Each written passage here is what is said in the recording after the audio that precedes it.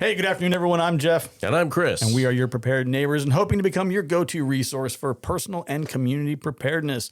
Today is going to be episode 8, and we're talking about hurricane preparedness and what you need to know. Now, if you are playing along at home and keeping track, last week we were talking about doing a episode, or the upcoming episode being about batteries, and that is still going to be episode 9. That is next on the list. However, as many of you may have noticed and seen on the weather, local reports, and I think it's probably making national news at this point, we have twin hurricanes in the Atlantic Ocean off the kind of southeast coast. Have both of them developed into a hurricane? Yeah, so Umberto is... That's a Cat 5. That's a Cat 5, and it's a real beautiful looking storm.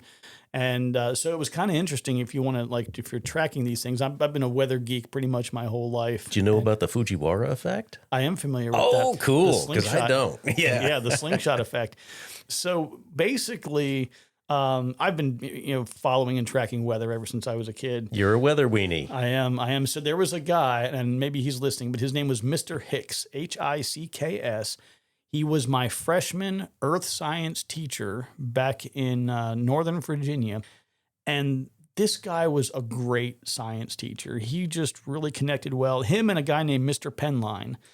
Both of those two guys he was a physics teacher, but the earth science guy, Mr. Hicks, was a phenomenal teacher. He loved talking about weather. I was a weather person because of him. Like, I was just so excited, and he was very inspirational. Great guy. And anyway, so we've got these twin hurricanes off the coast, and Umberto is now a Category 5. Now, originally, as things were developing, they were saying that the real concern was what was going to happen with the timing of the second one. I think it's Imelda, I believe it is. Yeah. And they were saying that Imelda, the one being closer to the coast, closer to Florida, and the one that was more likely to impact the southeast coast of the U.S. I always think of Imelda Marcos and her 7,000 pairs of shoes. Who's that? She was the wife of the dictator, Philippine. Ferdinand Marco? No. This is going back quite a few years. Anyway, in case you guys don't know, Chris and I are both diagnosed ADHD. So this will shiny object. This will present itself from time to time.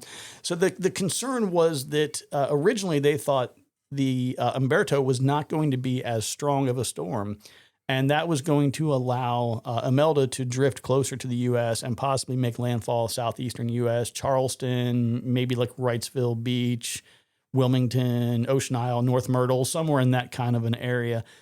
And because Umberto has gotten so strong, it's sort of becoming like the dominant storm within the area.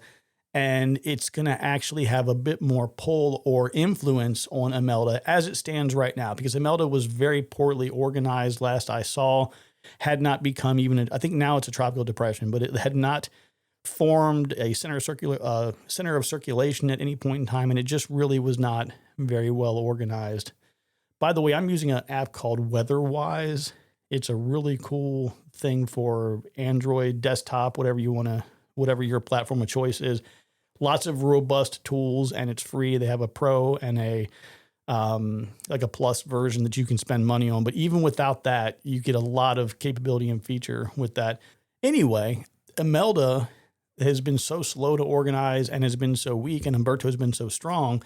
This is actually going to turn out to be a really positive thing for the folks on the southeast. Now, we're not out of the woods as it relates to rain. There's still going to be a lot of rainfall, still going to be some impacts. I would guess, based on the last maps I've seen, somewhere between maybe Savannah, Hilton Head, up through the northeast, up into the Outer Banks, likely are probably the areas that'll have some impact with, higher than normal tides, some beach erosion, coastal flooding, all those kind of things. And Hatteras and Rodanthe and Buxton, man, they got hammered with that last system that came through. Was that Aaron? Was it Aaron? No, I'm talking about a couple of weeks ago. Well, Hurricane Aaron brushed by. Oh, yeah. Okay. I think that was it. Yes. Yeah, it's no joke, man. These storms, they're no joke. And when you talk about it, like, from a preparedness standpoint, there's a lot of moving parts to it. And, Chris and I had this on the agenda from when we first started talking about putting the podcast together. This was kind of a big driver. We're like, hey, we live here in, I don't want to call it Hurricane Alley, because we're not. No, but it definitely is a hurricane zone. Yeah, we're not the most active hurricane area in the U.S., but we definitely are impacted a lot. We're impacted a lot more by the after effects or the tropical storms that are post landfall. But again, we started thinking like, hey, this storm is an active storm right now. Maybe it makes sense to try to get everybody thinking about it, because the hurricane season doesn't end until I think it's like mid-November, around the 14th or 15th, something like that. And this tends to be a peak time.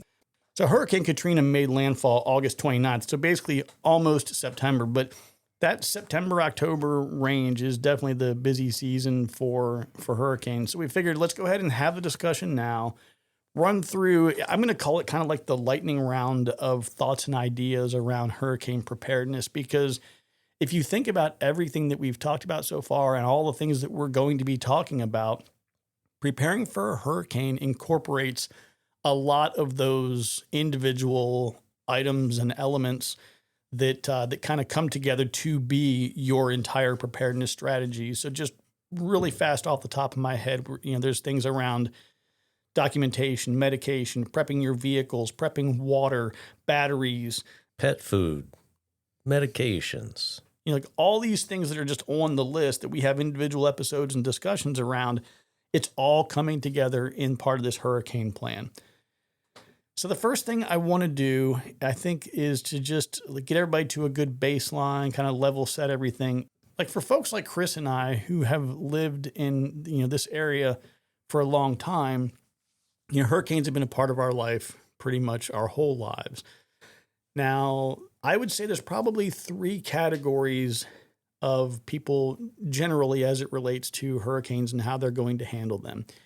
You're going to have somebody who is, regardless of your age, like we have a lot of people in our area that kind of float back and forth between San Diego and Norfolk and Virginia Beach. If you're from San Diego, you don't experience hurricanes. You don't have to contend with that. But if you're from Virginia Beach, you probably do. But age is not a factor. You could move here when you're 60 years old, and just because you're 60 doesn't mean you know anything about hurricanes. Conversely, you may have someone who's 18, 19, 20, and they've been through 2, 3, maybe 4 hurricanes, or maybe someone who moves to our area from Florida. They've been experiencing hurricanes down there for a long time, and they are always on guard and on alert. So that even though they're a younger person, they've got more experience in this space. But the 3 primary categories that I generally see, there's the person who knows nothing. They're just like, I have heard of hurricanes, never been around them, don't really know what I should or shouldn't do. Then you've got the people who are like, kind of like us, where we've been around them. We haven't had to contend with, major hurricanes that, rip our roof off the house and create a catastrophe like Katrina. And we're swimming for safety and those kinds of, or at least people in our community are in that situation.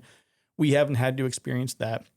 But then you have the third category of people that I consider to be, while I respect their position and, respect them as, my elders and things like that, but guys who are like, I've lived here for 70 years, I've never left, and I'm not leaving now.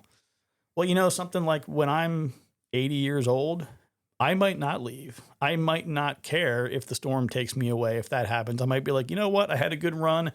If I'm going to die, I'll return to the sea.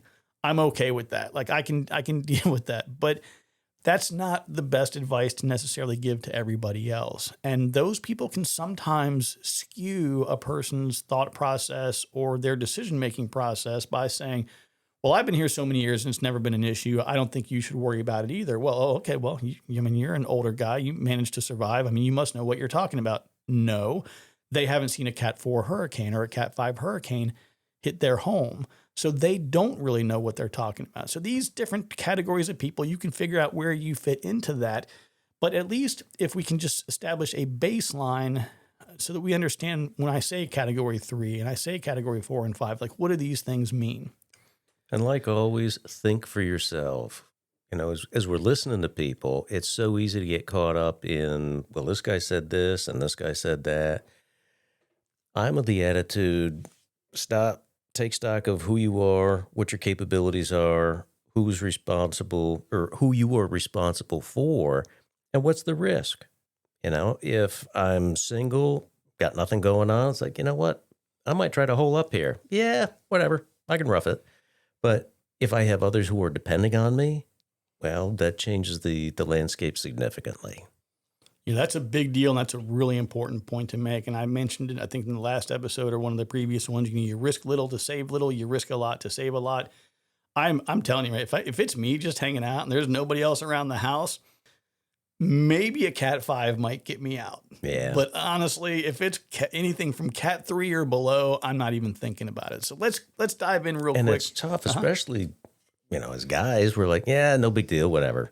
All right, so the electricity is going to be out for a while. I got a generator. I got, some stuff here. If it's hot for a day, whatever.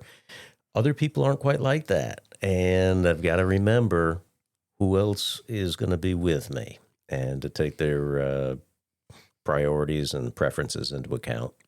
Another thing to take into account is, and this is something that Chris and I have been speaking with kind of offline a little bit, and it's something that everybody has to face, and it's a reality that is, it's coming to all of us, coming to a body near you, but we're getting older too.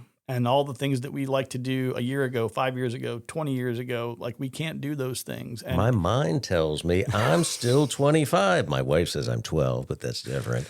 But man, my body is not a 25-year-old. And even though I think I can do all that stuff, man, I get worn out a lot faster. Yeah, I can still hold my own, but well, I think that's where as you get older, you got to get better at talking smack. You got to really get better at presenting yourself, puffing your chest up bigger and making sure that you can, scratch the turf and grunt a little bit. Absolutely. Yeah. So let's jump in and talk about the scale that is used to measure hurricanes, and it's called the Saffir-Simpson scale. And this scale is broken down into 5 categories, 1 through 5. And the primary characteristic that defines the category is the wind speed. Now, since we're here in the U.S., I'm going to primarily, I prefer to focus on miles per hour since that's our unit of measurement, but I will go ahead and include kilometers per hour as well, in case there's international folks who might be kind of fascinated with hurricanes. And another thing I want to tell you before I jump in, let's jump into the categories and I'll cover this afterwards. So category 1 is going to have wind speeds of 74 to 95 miles an hour. That's 119 to 153 kilometers per hour. Now, when we're talking about the wind speed, this is the wind speed that at the closest to the center of the storm. The center of the storm is completely open. You can look from above. If you see a satellite image, you can quite often look down right through the center and kind of see the ocean below. Also, as we're talking about this, the scale does not take into account other potential deadly hazards such as storm surge, rainfall flooding, and tornadoes. So we have, in category 1, you've got very dangerous winds that can produce some damage. You can lose some roofing shingles, maybe some siding is going to come off. You're probably going to lose a few tree limbs. Definitely lots of leaves and leaf clusters are going to fall down. And, another thing that's a challenge with it, regardless of the categories, you're getting a lot of rain. So when you mix the rain and the wind together, that certainly presents an opportunity for a lot of trees to uproot as well. But going into a category 2, this puts our wind speeds at 96 to 110 miles an hour, so 154 to 177 kilometers per hour. So these winds are now getting into what we would call the extremely dangerous kind of category. Extensive damage is likely to happen. A lot of areas will have complete power loss. You just got to plan. If you're getting a category 2, that's pretty much everybody's going to have a power loss. Significant and major roof damage at areas, where impact happens. And like I said, we're going to go a little bit on the sidebar and discuss the differences in wind speeds and things, how far away you are from the center and some of the other damaging aspects of the storm itself once we get a little bit further into the discussion. So I don't want you to think that we're just dropping the information and we're going to leave you behind. Now, a category 3 or above, this is now classified as a major storm. Wind speeds of 111 to 129 miles an hour or 178 to 208 kilometers per hour. This can cause devastating damage. Lots of trees. I mean, they're getting uprooted. They're being snapped.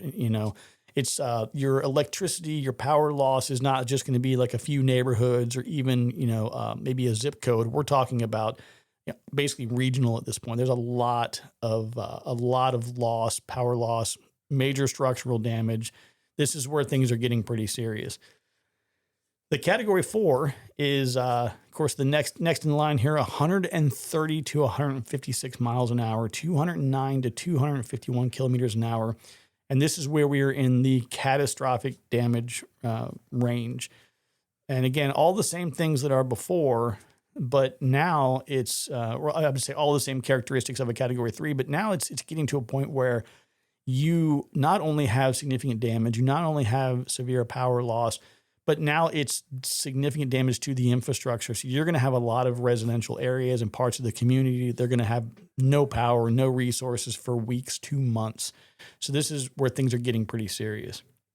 Now, the next and final category is a category 5. This is what Umberto is right now off the coast. This is what Hurricane Katrina and many large storms like it were. Anything over 157 miles an hour or 252 kilometers an hour. This is a very high percentage of, a framed home is going to be destroyed. Total roof loss and roof failure, wall collapse. Areas are going to be completely uninhabitable for weeks to months. Years ago, I used to do some work with the Air Force down at Tyndall Air Force Base. And I think it was, I want to say Michael for some reason, Hurricane Michael. But that thing came through and just wreaked havoc on the base. And that whole area down there, I had gone down to visit, and the whole area just looked like it was leveled. I mean, that storm was catastrophic. And I remember another storm that I had seen in Florida. I'm just trying to remember exactly where it was, because I remember watching somebody in an apartment. They were like in a second or third floor apartment, and this random boat just like went by their door, by their back patio window. But anyway, so these are the categories of hurricanes. So with these, you're going to expect, obviously, lots of wind, rain, damage. That's all pretty much a given.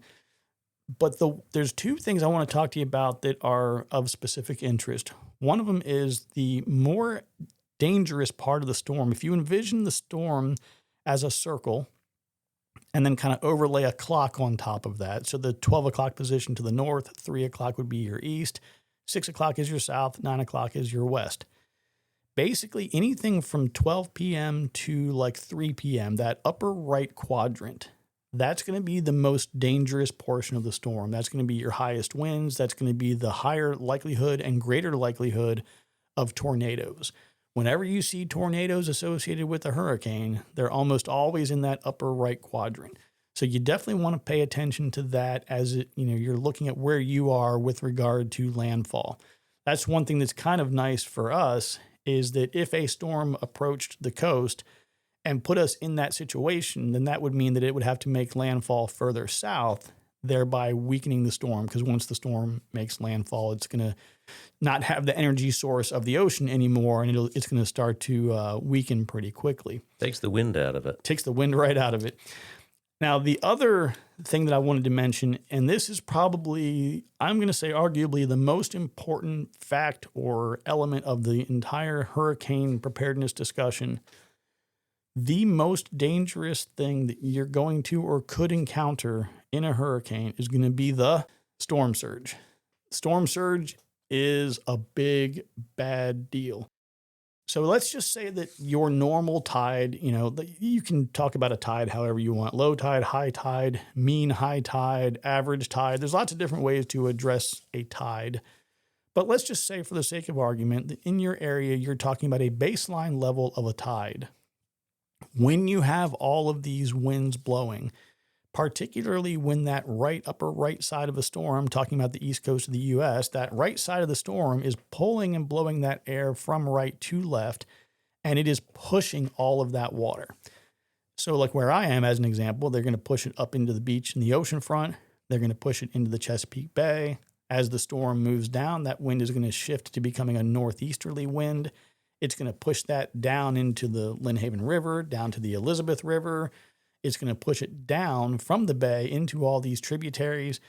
All of that wind pushing the water creates storm surge. So then it comes down to how many feet of storm surge and inundation can your area tolerate. I believe that my area actually has a map that you can go on, an interactive kind of map where you can select varying hurricane levels, and it will show you just how much of your area is likely to be underwater. And it's kind of a scary thing. So now that we kind of have an idea of what the storm is, what it looks like, what its characteristics are, potential damage and things like that, now let's go ahead and let's dive in and start talking about the things you can do to start prepping and planning for the storm itself, the landfall, and how you're going to handle things. One thing to keep in mind, don't be deceived by the numerical category, like a 1 or a 2, and to dismiss it and say, oh, well, it's only a 2, it's only a 1. A category 1 is a big storm. A category 2, that's a really big storm. And so a lot can happen even though it's only a 1 or a 2. And I think my wife at one point said, anything more than a 1, we're out of here. Yeah, that was my rule as well for years with, having the family and the kids and everything. When you've got the family, the pets, and there's a lot of people, like you mentioned before, when you have a lot of people counting on you and a lot of people in your group, you've got to minimize risk. And that was kind of the number in my mind too. If it was a 1 or a tropical storm, we're going to just ride it out. Once you hit 2, Things change dynamically. They really, really do. It does. And I don't mind being uncomfortable, man. I'm prior Army. I spent a lot of my young life being uncomfortable, but there's a couple of problems with that. One of them is that I don't really want to if I don't have to. And 2, I'm older than I was then. My tolerance for that uncomfortable is not what it once was. So if I can find a way to be comfortable, I will. But the other part too is like, there's a certain element, I think it's guys, it's just the riskiness of guys, where you want to be able to have the cool guy story and be like, yeah, I rode that storm out. I stayed at my house while you pansies got in your cars and drove away. But I took the storm like a real man. Like, I don't know, man. If you want to joke around like that and have a little fun, that's cool. And that's, again, like we talked about earlier, that's cool if that's what you want to do for you. Do not take that risk with your family, your loved ones, and everyone else. Now, we're going to run through a lot of these pretty quickly. One of them is just that, we don't want to get inundated and overburdened with talking about one thing too long. But the other part is we do have individual episodes planned for a lot of these things. But like I said, we wanted to get this information out to you guys as quickly as possible because of the relevance with the storm that's coming in. So the first thing on our list is talking about, we have 3 things in this one. Is this just part of your plan? One of them is evacuation routes. Now, in our area, they're pretty well marked. They have these little signs that says hurricane evacuation, route, and there's an arrow. What they will do is on the interstates in our area, they will shut down all eastbound traffic and everybody has to go west. There is no option for traveling east on the interstate. So instead of us having, whatever it is, 3 or 4 lanes heading, now we've got 6 or 8 lanes heading, everybody going west. Next is shelters. So you might be in an area, and Chris brought up a great point earlier about knowing your community and knowing areas that are, that tend to be more flood prone, and understanding like, hey, you may not be able to stay the whole time, or you may decide a little bit late that you want to leave. If you know where shelters are and when they're going to be opening and closing and what the rules are around getting there and who can come and what can be brought, if you know, okay, I'm going to try to ride this out. This shelter is only a mile from me, and the road here is always really good, so I don't have to worry about that. But like, again, very near to where we both live, there are lots of roads that, on a bad thunderstorm, on a thunderstorm that comes in quick in the summertime or whatever, those roads are inaccessible. You're not getting through. So understanding where those shelters are and what the route looks like to get to them, understanding, and again, this is a point that Chris had brought up about the vet. Like he has dogs and animals he cares for. If there's an emergency, you've got to get to the vet.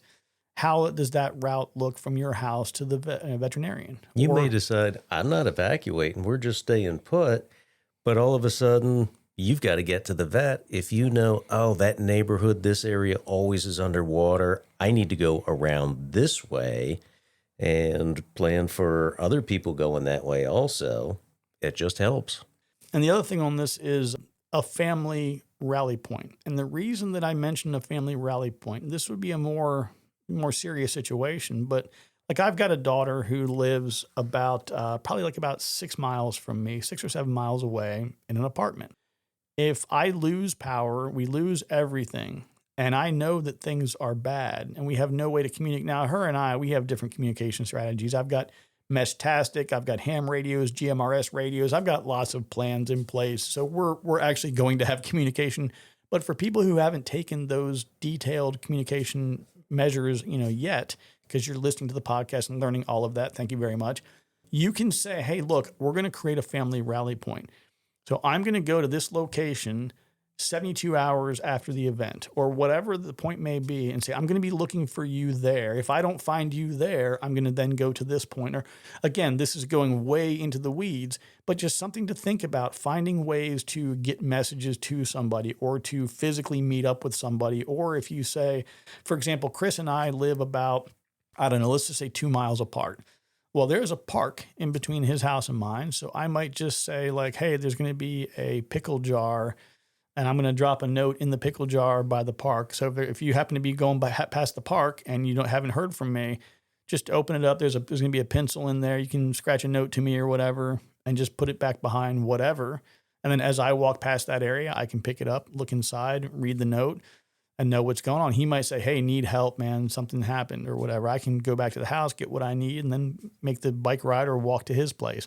But having rally points, communications points, things that you can use to exchange messages somehow, not the worst idea, which kind of leads into a whole separate thing. I have a digital way of doing this where you basically get within proximity to a Raspberry Pi that's solar powered, and then you can start exchanging messages from your phone to it. It's kind of a cool thing, but definitely it's like a dead drop basically, but it's way beyond the scope of this discussion today. The other thing that I would say is don't take things for granted. So we've got a rally point. Does everybody know how to get there? If this road is blocked, do you know the alternate route to that rally point? And if it is, well, we're going to meet at a relative's place, do you have that phone number written down? Those types of things. So it's funny when you think back to growing up as we did in the times that we did. We actually memorized phone numbers, didn't we? So I'm not going to put it out online. I'm not going to put it out here right now, but I know the 2 phone numbers from my childhood. Like I have 3 daughters and I know one of their phone numbers, but I can tell you the 2 phone numbers I had as a kid growing up. It's crazy. Now we're going to get into different things around go bags and short-term bags, long-term bags, and all those discussions, but have a bag that at a minimum just has your basics in it. So if all of a sudden a tree falls on your house and you need to get out and get to a neighbor, during these bad storms, keep your shoes on. Okay. Keep your shoes on and be ready, because if a tree falls on your house, you can't really go through the house climbing over, hot electrical wires or whatever might be going on, because you lost power and your generator's running and now you step on a hot electric line and you're getting shocked. So keep your shoes on, but you want to grab a bag and get to a neighbor's house. So at least have something readily available that you can get out the door. It's got a couple clean pair of underwear and, hygiene items, medications, things like that. But also have your other bag. It doesn't hurt to take a few minutes to prep a 2 or 3 day bag and just have it sitting there. And if you decide you're going to evacuate last minute, you're not scrambling and being one of those people sitting in traffic for a half a day or a day trying to get out of town. And as you're preparing those bags, something to consider is it's probably going to be raining and there's a chance you may drop it. And so to be able to have that, your go bag or whatever it is, to be able to have that dry, that's something to consider. Something as simple as 1 or 2 Ziploc freezer bags or a hefty bag, something like that. There's some dry bags, stuff like that you can get at a camping store or lots of different places. So that's a really great point with the dry bags. So for like your sensitive electronics and things like that, like I have... And your socks. Yeah, well, yeah, absolutely. So I do that. So I used to do that in the Army. I would have a rucksack, and in my rucksack, I'd have those big freezer bags with my socks and underwear and stuff like that in there. But yeah, having those dry bags are great for your electronics and for any of those items that are important and special, your documents, your IDs, and your passport and things like that. Maybe bring a little bit of cash because sometimes credit card machines aren't going to be working. If the internet's down, you're not getting a credit transaction out. We talked about medication already. And then, of course, food, just having some food items, snack items available. You're not going to go ahead and, cook a steak and baked potato and throw it into a bag. Unless you have a jet boil. But yeah, just some of those food, water, hygiene items, those are going to be good. Now, as far as vehicle readiness goes, unless you're going to leave by bike, which I'm going to discourage that unless you're biking to a place to get into a car or a bus or something like that. My dad was very, very retentive about a fuel tank in his vehicle. Like if he was driving down the road and he got below, if we were traveling somewhere and the tank got below a half a tank, he would start to melt down. He'd be like, we got to get gas. Cause he lived through the gas crisis of the 70s and went through the gas lines. And I was very little. Odd days and even days. Yeah. I mean, all those different things that happen. And so he will not have a vehicle that has less than half a tank ever.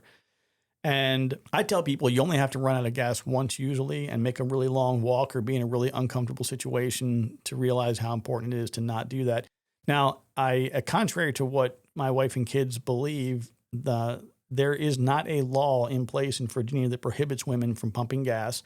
So I don't know what this is, man, but none of these girls, I will go into the car at any random point in time and the gas light is on. I'm like, what are you guys doing? You're killing me. I got in my truck this morning, full tank. All the way, it's over the full. It's past the line, and I'm looking down. I haven't driven this truck in 2 weeks. And I'm like, look at this thing, full. Well, you know what I did yesterday, and this is part of my ongoing preparation. You're talking about rotating batteries and stuff like that. I rotate my gas supply, so I've got several containers of 5-gallon jerry cans of gas, and at least once a month, I'll take 2 of those 5-gallon cans and I'll just put them in the truck, and then I'll drive to the gas station, fill up the tank the rest of the way, and at the same time, I'll refill those 2, come back home, put some Stable or some ocean spray or frog spit or whatever it is that preserves the gasoline.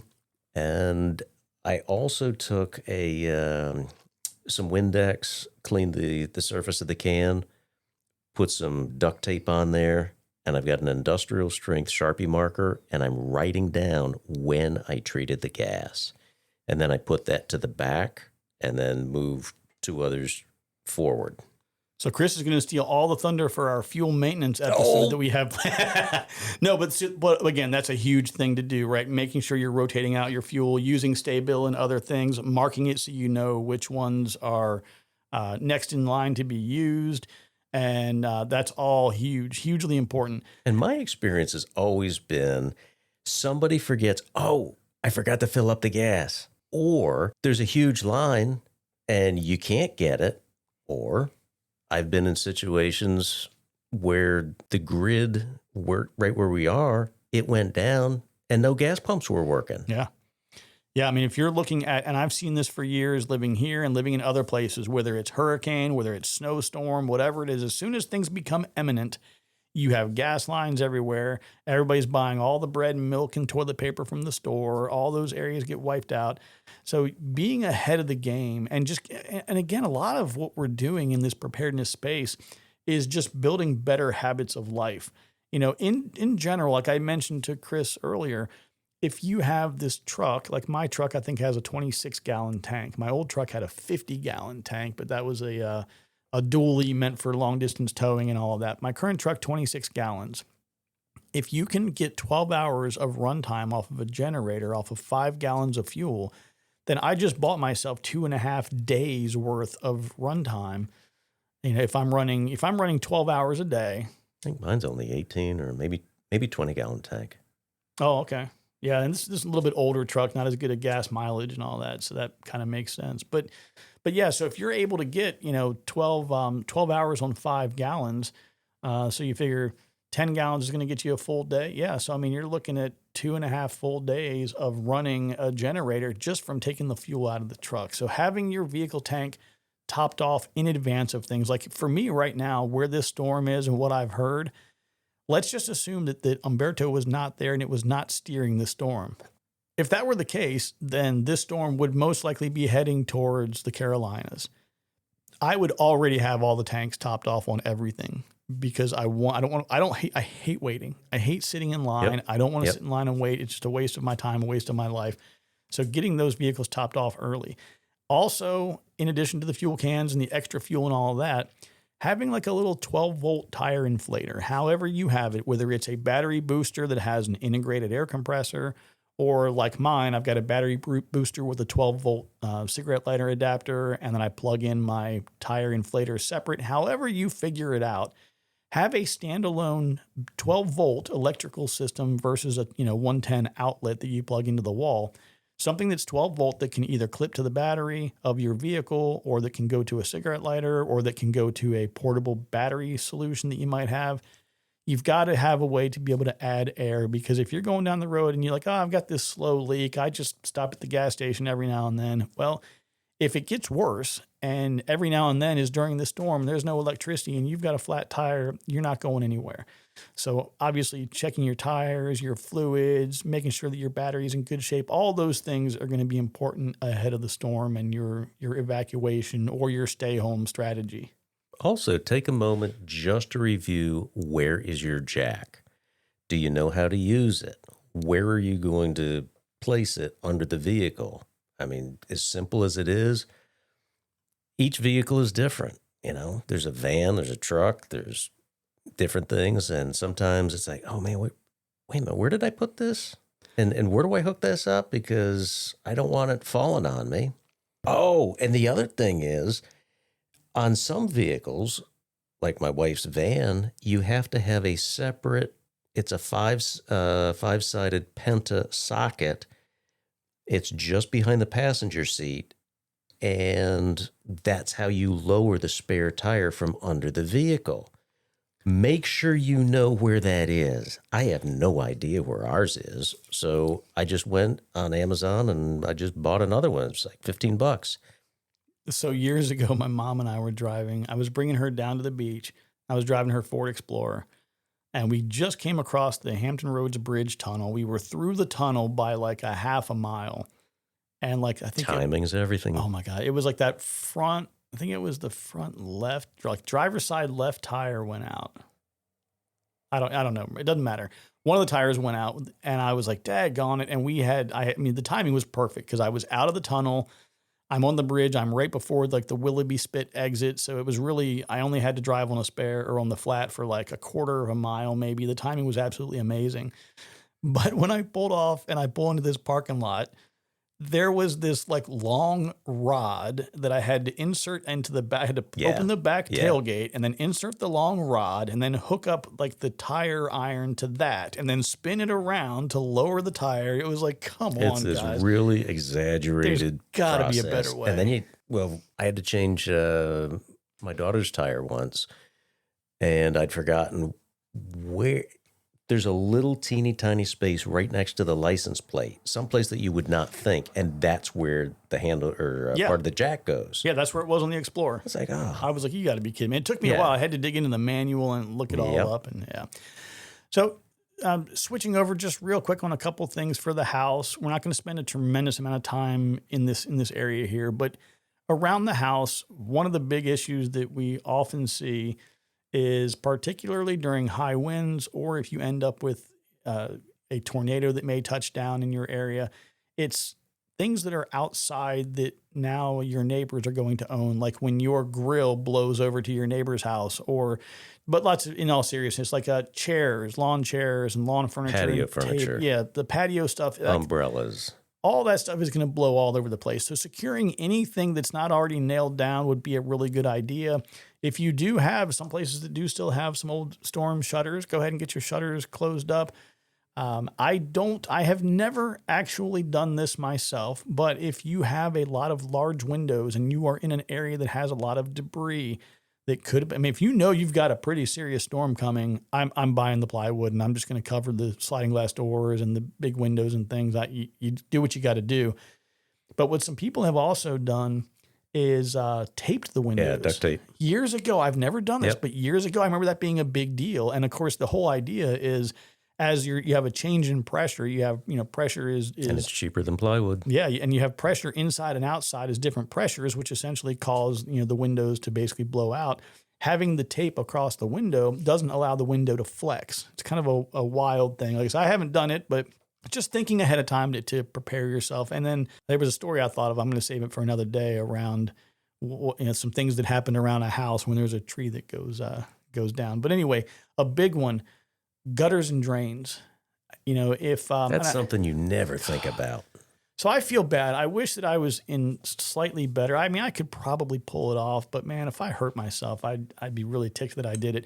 But whenever I drive around our neighborhood, I look around and I see houses all over our neighborhood. If I'm walking, if I'm driving, whatever, all these gutters are just loaded up with pine needles and all this. And I keep thinking, like, why would you not have somebody get up there and do that? Or like, I just want to drive around with the ladder and just say to everyone, just knock on the door, hi, how are you? If you give me $100, I'm going to go up on your roof right now and get all these things out. It just drive. I would love to do it for free, but you know, you got to charge something while you're there. A little bit of risk involved. But anyway, getting all these things cleared out is really important, because if that water backs up within those gutters, it will quite often push up underneath of the roof, you know, into the siding of the house there, and could potentially get into the house, and that's never a good thing. Now, if you are in an area that has, a low-lying area, or maybe the design of your home has a sump pump like down in your basement to help remove water around the foundation and things like that, it's good to go ahead and, pour some water in there, get the water level to come up to see the pump kick in, make sure it's working fine. I wouldn't necessarily recommend investing in a backup, if you don't have the funding to do so. Those things tend to be reliable for a while, but thinking of an alternative plan, like, if I lose electricity, how am I going to power my sump pump? If I, whatever it might be, whether you have to switch to a different pump that is battery powered 12 volt, or whether you need to provide a 110 source for that, or whatever it might be, just test it and be thinking about that. Okay, next on the list is some supplies to have ready. We talked about how water is obviously going to be an important one, and we talked about food and things like that, but I want to get a little bit more specific. There's a lot of different rules around how much water you should have per person per day, blah, blah, blah. For me, it's kind of like, if I have a vehicle and that vehicle is leaving with people I care about, I'm basically loading up all the things we have to have, which is going to start with some water and some of our clothes and other things that we need. And then any leftover space is getting filled with water. It's going to happen, because I have plenty of stored fat. I think I could live probably 3 months without any food, so I'm good to go in that space. So I'm carrying all the extra energy with me that I need, but we got to have water. I would say at a minimum, be thinking about 1 gallon per day per person, and figure on at least 3 days. Now, again, this is not for flushing toilets and all that. I'm talking about just generally for consumption. For consumption. Plan on, for a 3-day period, at least 5 gallons per person. That should be more than enough, but you get an area in the South, particularly where it's anywhere in the Southeast, really. I mean, even here, where we are in Virginia, it can get stinking hot, post hurricane. Humid. Yeah, that humidity just zaps you, man. The water will just be pouring out of your body. So you're going to be, having 5 gallons per person is not going to be a bad idea at all. Again, we talked about having foods. I've had a hurricane here years ago when I was still on active duty. And we had no generators, no nothing. And we took everything out of the fridge and fired up the grill and started cooking. And you don't want to have to do that, but we did. We started smoking. We cooked immediate food and then moved that into the fridge. And then I started smoking the meats and doing different things just to preserve everything. And it was kind of a challenge, but you do what you got to do, right? Definitely get a manual can opener if you don't already have one. I think the manual ones work better anyway. There is a type of can opener that you can get that I have and I love, that doesn't cut the can from the middle, like in the center, like most can openers do. It actually cuts it from around the edge and then makes a little lid that you can put right back on. I absolutely love them. If anybody's interested, drop me an email. It's just info@preparedneighborspodcast.com. I'm sorry, info@preparedneighborspodcast.com. And I can get you more information on that. But it's a super cool manual can opener. Like I said, when you cut it open, it creates a lid that you can drop right back on. And I've never heard of that. Yeah, it's pretty cool. It is. Flashlights, lanterns, extra batteries for all of those. First aid kits. We talked about in a previous episode, I think, what a first aid kit might look like. But make sure you've got plenty of bandages, a medical tape, any of those things that would be supportive for wound care, alcohol, rubbing alcohol, not your vodka. Well, you might need a little bit of vodka. I don't know. We talked again about having pet supplies and things for them. But if you have babies and infants, make sure that you're paying attention for diapers and formula. These are things that as soon as that situation were beginning to be discussed, if you have the means to do so, get to the store right away, because these are the things that are going to go early. I would say just do a tiny bit every week. Just pick up a little something. Yep. Every time you're in the store, just pick up a little something, whether it's, I'm just going to get a little box of freezer bags. I'm going to get a roll of duct tape. That way, it's not this massive drain on your cash flow. It's just a little bit here and there. Yeah, and you But create that big list. The list might have correct. 100 items on it, and you just pick off one or two here and there. I do the same thing with canned goods. And it's so easy. I mean, I've got an iPhone, so in Apple Notes, and I can create a checklist and I can share it with others, and they can look at it and go, oh, yep, that's already ticked off. So somebody else is out there and they're like, oh, I wonder if, oh, yep, he got that. So I'll get this. Yeah, and then the next on the list I have is just kind of some sanitary items. So I have wipes in the category, and I'm going to tell you two different categories of wipes. I like your regular Great Value brand or Clorox wipes or whatever brand you want to use, some kind of an alcohol-based wipe that you can use to sanitize things and wipe them down in the absence of having a dishwashing soap or whatever else you might have, which again, is a great thing to have. You can take a couple of drops of dish soap and make a spray container of a disinfectant if you needed to. But having some wipes for disinfecting is good, but also body wipes, like some just regular baby wipes. Even if you don't have a baby, it's great for hygiene to hit the vital areas and just give you some way to kind of keep yourself a little bit clean in the absence of a shower. Garbage bags are huge. Like we talked about them before, about putting things in there just to keep them dry when moving from point A to point B. But they're also great. You still have trash. Trash is still being generated, so it's good for that. It's also good to be able to conceal anything that you might be moving around.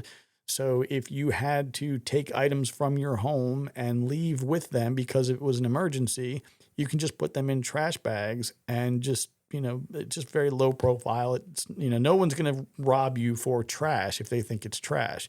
There's also with trash bags, if you get contractor bags, those are heavier, more durable, and it's just use them as needed for something that you don't want that bag to rip. That's where a contractor bag could really come in handy. And then, of course, obviously having a little bit of cash in varying denominations, if you can do that, certainly having $100 bill or a 50 is great. But, if you are in a bind and you need to get one 5-gallon thing of fuel, they don't have change. And they're like, sorry, man, I don't have change. So, having, ones, fives, 10s, 20s, like a good mix of things is great. And also, if you have the ability to do that, don't put all the money in one place. If you've got 5 people, spread the money out into hidden pockets in different places or however you see fit, whatever makes sense. But don't put it all in one place. Have some kind of a reserve or a backup in case, I have been in a vehicle before that has hit water and I have had to bail out of the vehicle and swim, and it scared the crap out of me. And all my stuff was still in the vehicle. So separate story for another day.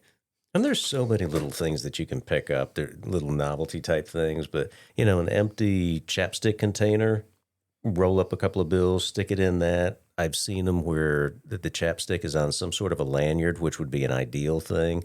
So it looks like you've just got chapstick on a lanyard around your neck, but no, that's some spare cash for you. That's a great idea. I love that. All right, everybody. So with that, we're going to pass it on to Chris for the preparedness tip of the day. Chris, what do you got?